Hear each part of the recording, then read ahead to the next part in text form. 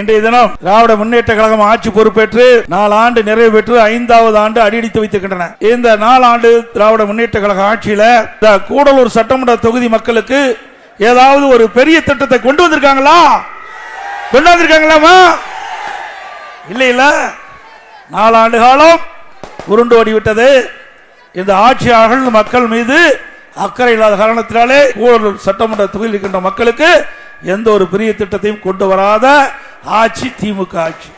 இதே அனைத்து இந்திய அண்ணா திராவிட முன்னேற்ற கழக ஆட்சி இருக்கின்ற பொழுது இந்த மக்களுடைய கோரிக்கையை ஏற்று இதே புரட்சி தலைவி அம்மார்கள் அனைத்து இந்திய அண்ணா திராவிட முன்னேற்ற கழக ஆட்சியில மலை கிராமத்தில் இருக்கின்ற ஏழை எளிய நடுத்தர மக்கள், தேயிலை தோட்ட தொழிலாளர் மக்கள், இன்றைக்கு தாழ்த்தப்பட்ட மக்கள், அவருடைய குடும்பத்தை சேர்ந்த மாணவ மாணவி உயர்கல்வி படிக்க வேண்டும் என்பதற்காக அரசு கலை மற்றும் அறிவியல் கல்லூரியை கொண்டு வந்து நம்முடைய மாணவ செல்வங்களுக்கு